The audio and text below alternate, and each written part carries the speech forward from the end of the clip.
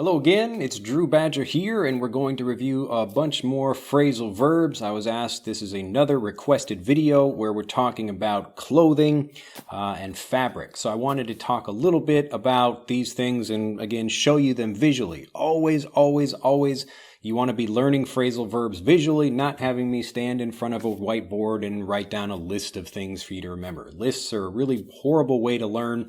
Stories and actually seeing things visually are the way to actually remember things and to communicate things much more easily so people understand them. Anyway, let's begin. So I've got just a regular t-shirt. I've got some jeans on, which you can't see yet. I'll show you those a little bit later. But we can begin with just looking at the fabric. Again, always... I really want to make this clear without even learning anything. Just take the basic information that you know, the basic words and phrases, especially just basic verbs, and see if you can think about what maybe you could use in a particular situation. So as an example, I've got some fabric right here. I've got maybe my, this is just the short sleeve of my t-shirt. And if I start moving it up, you can see that the sleeve starts to it's kind of bunching up a little bit. So this is our first phrasal verb for today, to bunch up. It just means when you have something, maybe a line of things, and then they start kind of coming together like this when you push them. So I'm bunching them up. So my sleeve like this, it's straight, but if I start moving it up, I'm bunching it up. So I'm bunching up the fabric. Also, the second phrasal verb is when you see the fabric come up like this, you can often hear people talking about rolling up their sleeves. So maybe when you push up, and again, this is another phrasal verb, it's again how I'm doing the action. Am I talking about my hand moving up? Am I pushing my sleeve up? Or am I talking about the sleeve itself kind of rolling over? So again, it's a little bit hard to see, but when you got your sleeve rolling up like this, especially when you have longer sleeves, you talk about rolling up your sleeves. So I can push up my sleeves or I can roll up my sleeves, and this is the physical idea of just moving your sleeve up. You can see my powerful muscles over here. So I'm moving my sleeves up. And again, when maybe people are at an office, they begin with a longer shirt, maybe a dress shirt with a tie, and then they have long sleeves. Then they can actually unbutton the cuff, and then they can roll the sleeves up. People often talk about, even if they're not wearing a long sleeve shirt, they will say, well, it's time to roll up our sleeves and get to work, because people typically, they roll up their sleeves when they're about to do some maybe stressful or physical work. And even if you're just at an office and you're not actually doing something physical, you could be typing a report or something, but you're still saying, oh, I need to roll up my sleeves. I need to roll up my sleeves. Now, let's talk about another thing which has to do with my pants. I'll move the camera down for that. All right, so now you're looking at my mid-section over here, got my stomach and my pants. I'm wearing a belt too, but right now my shirt is hanging out. Typically with a t-shirt, this is another phrasal verb, to hang out. We covered hang in a previous video. Again, something that's the shirt is just hanging from the rest of the shirt. So my t-shirt is outside of my pants. It's hanging out. It's hanging out or on the outside of my pants. Typically, you don't tuck in a t-shirt. You can do that, but this is, again, I'm trying to show you the next phrasal verb, to tuck something in.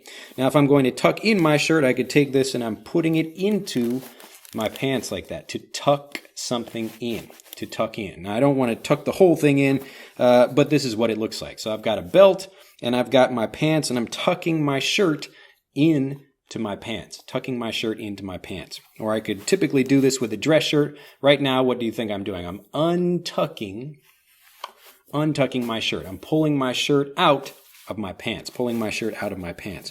Now again, typically you would do this more with a dress shirt than you would do it with a t-shirt like this, but it's the same thing. You can also do this on the side of a bed. So if you make a bed and you have the outside, maybe the covers are going over the bed like this, and then you kind of put them under the bed, so maybe between the mattress and then the bed. I kind of look like a mattress, I guess.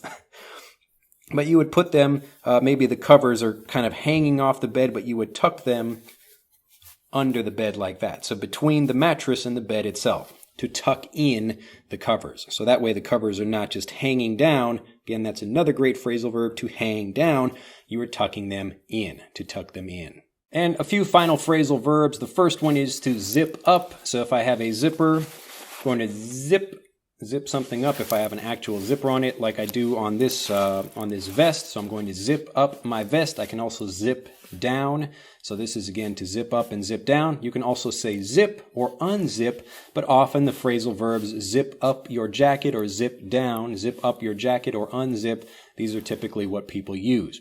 Now, if I have something like a nicer shirt that I need to iron, I want to iron out the wrinkles, So I will take off this jacket.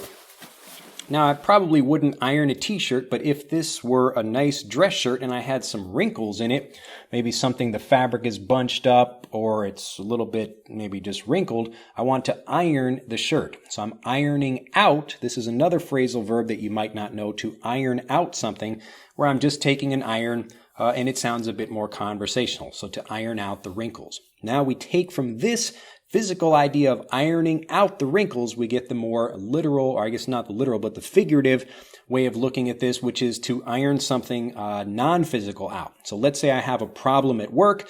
A problem is like having a wrinkle. It's something that you don't like, you don't want it there, so you want to iron it out.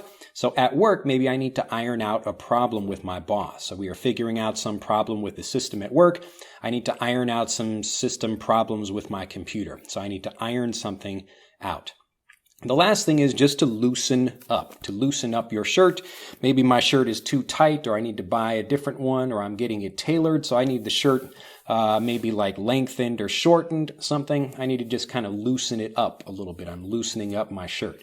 Or I need to physically loosen up like this. Before every video, I like to do some exercise. I get excited, get prepared for the videos. Right now, I'm getting loose. I am loosening up. Well, if you have enjoyed this video, I do highly recommend you learn more about our visual guide to phrasal verbs. You can find more examples of those video programs or of those video lessons here on YouTube. Just search for Visual Guide to Phrasal Verbs, and you can also find out more about that at EnglishAnyone.com. Also, if you want to become a confident, fluent English speaker fast, but you have learning frustrations, maybe you have problems listening to native speakers, so I'm speaking at a slightly slower pace than most people would talk normally. I'm also using easier to understand language. So if you have problems understanding people or you have problems with speaking confidence, click on the link in this video or on the link in the description below this video to take our fluency quiz. It's a really simple, real quiz that will actually tell you exactly what you need to do in order to get fluent.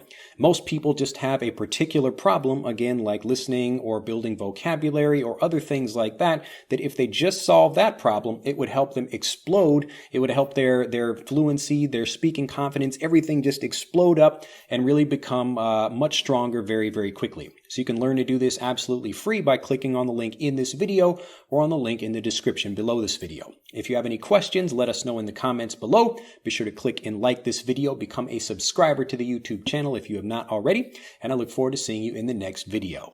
Bye-bye.